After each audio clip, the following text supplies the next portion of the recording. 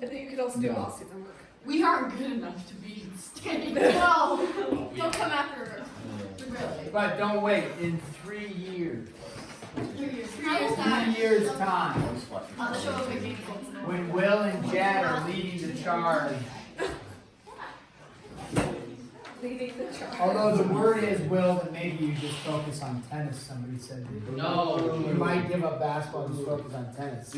Don't do that. Somebody said that, like, man, he's so good at tennis. said maybe he'll that? just do that. Don't do that, Will. You know, you Will, hear these if things you in do the that, it hallways. needs to be the first one person I you can't remember who said that. Give it. So,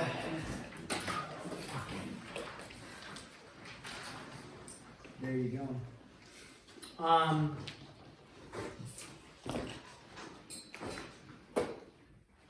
Factoring completely. So for the most part, there's not, there's a little bit of,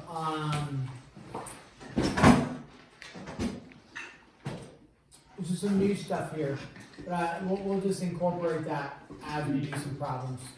So what's the first thing, let's just do some examples up here. What's the first thing you look for when you are factoring?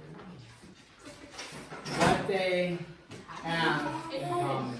What does this have in common? 2. 2. So you would pull the 2 out, what are you left with? 100 minus a squared, and then you recognize that is a square. No. Need more than that. It is a binomial. Binomial. It's a binomial. It's a monomial. No, Good square. yes, it's difference of of squares. squares. Now, Yeah. as long as you can factor it, right? What does it factor out to be? Chase, what's the first number? 8. 10. 10. Yeah. Zach, what's our second number? 8. Hey! Fletcher, what's our signage? Minus 1. Okay, there you go. Yeah, for the first one, doesn't matter, whatever you choose, just do the opposite. Okay, so that would be, right, factoring completely. You're like, okay, we've already seen ones like that, no big deal. And this is true, that's all we've seen. Now, what if you have something like 5z to the 5th minus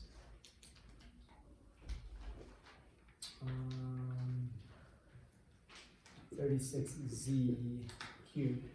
Okay, 5z to the 5th minus 36z cubed. What do they have in common? Z squared. Z Cube. cubed. And you would be left with what? 5z squared minus 36. 36. Oh, okay. Now, what?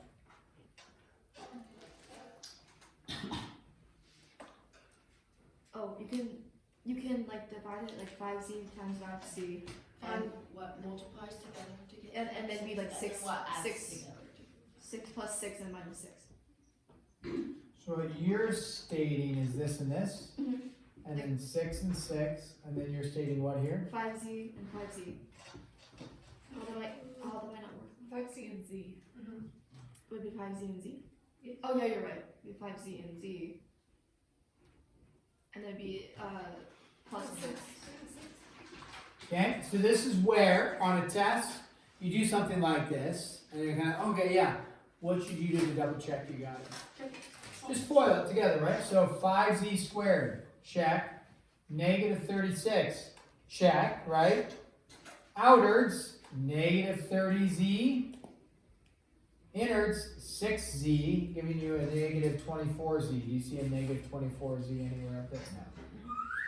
So you can't do anything more with that. It's a little tricky because it almost looks like a difference of squares, but it's not. So then you'd just be done there.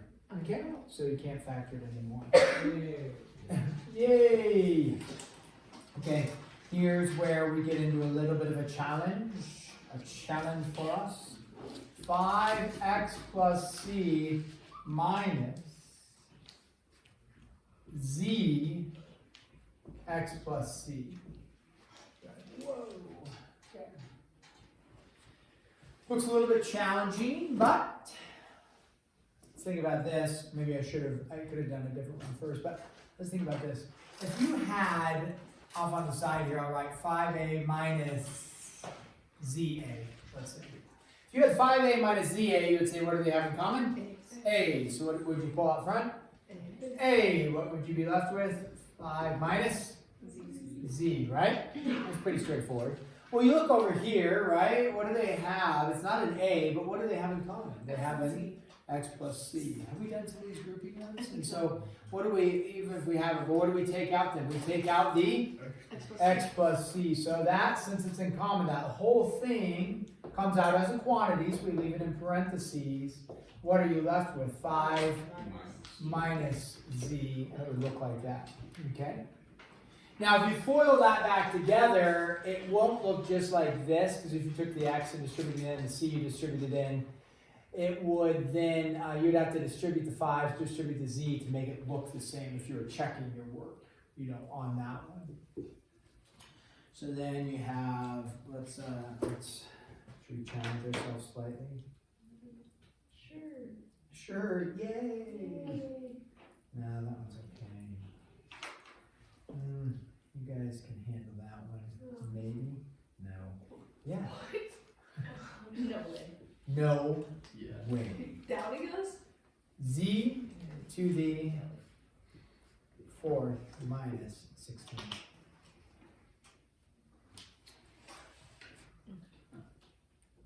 Not that this isn't like extremes. Okay, z to the 4th minus 16.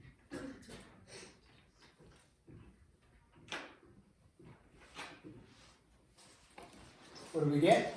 C squared. Like, Get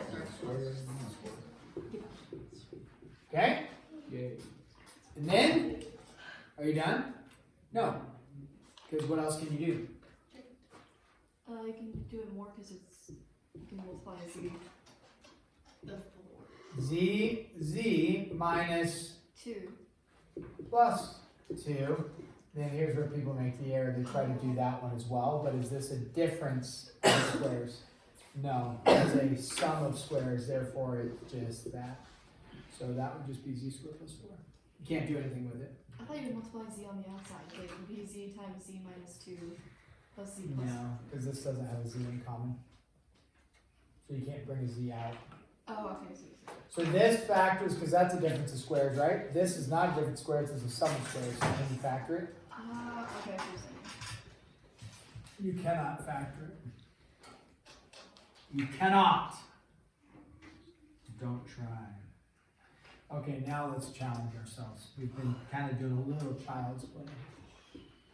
Now it's time. This is like, you know, next level Bible trivia. Okay, when you see something like this, I'm not going to give you tons of these, maybe one on the test. This won't be on the MCA. This is a factoring by grouping, okay? So when you look at that, you would maybe initially look, right, and say, oh, what do they all have in common? And you look and like, WW, no W. Y, no Y. Okay, so they actually don't have anything in common, right, for all of them.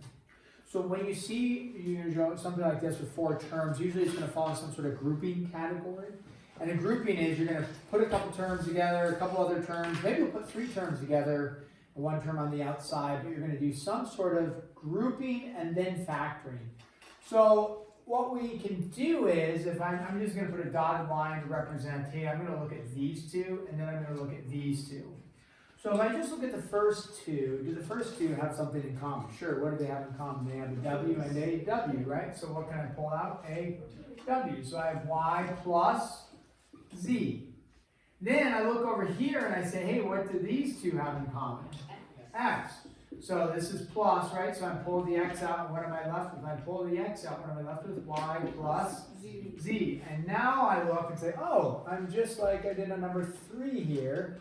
What do I have in common with this side and this side? I have a Y plus Z. So we have a Y plus Z that comes out, and you're left with what on the inside? W plus X. So that one's factoring by grouping. definitely a little bit more challenging on those ones. I'm not going to make that like a heavy emphasis, but definitely could have something like this along those lines. No reason why we couldn't. So let's look at one more and then we're done. Y cubed minus 3y squared minus 4y plus the 12. Ooh. Okay, you see four terms. We only practiced one of them, but you see four terms. Think factoring by grouping. You could possibly look at some sort of grouping, like, you know, if you put a dotted line here and you said all three of these have a y in there, you know, you could try to factor out a y and then do something. The other thing is, you could look and say, okay, what if I just grouped like I did before, just down the middle?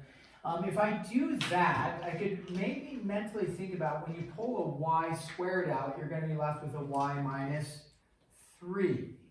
If you pull a 4 out, you're going to have a y and a 3. So now we're in the ballpark of, you know, possibly that might work. So let's look at it this way. I pull the y squared out. What are you left with? Y minus 3. The tricky part here is this is a negative, this is a positive. Up here we had positive, so you just pulled out an x and it was positive. I, in the end, want a y minus 3. So if I pull out a positive 4, 12 divided by 4 is going to be a positive 3. It's not what I want. So what I actually want to divide out of here and out of here is not a positive 4, but rather I want to factor out a negative 4. And remember, when you factor out a negative 4, all that means is you're dividing by a negative 4 divided by a negative 4.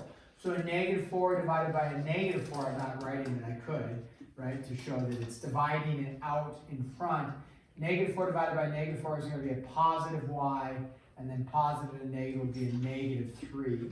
You can double check you did it correctly simply by distributing the negative 4 in, and then negative 4 times y is negative 4y, negative 4 times negative 3 is positive 12.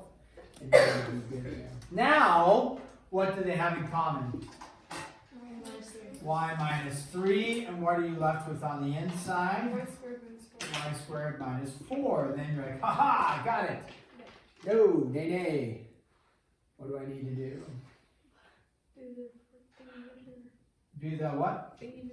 Yeah, what's the thingy-majigger, guys? Distribute the what? No, Or don't like create the y on the distribute outside? it. No. There's no way to get y on the outside because these don't have a y in common. Plus 4 times 1 minus 4. Whatever that's called. Jace. You have to factor the second term. Yeah, what does that factor out to be? Hope's on the right track, but not quite there. Y minus 2. Oh. You said 4 and 4. Yeah. Yeah, you're on the right track. Okay, so there you go. Then it's factored completely. So, deep breath. Are we going to grade this one tomorrow? No, we won't have class. We'll have the MCA, but we'll grade it tomorrow. So. Monday, yeah. I can make this due Tuesday after spring break if you want to really get into procrastinating. Yeah. So, Just just- remember Sunday night. yeah. So, but this is done. Is this on the MCA? No, MCA is 91393 tomorrow. This will be due after spring break. We'll make it due on Tuesday so you can procrastinate.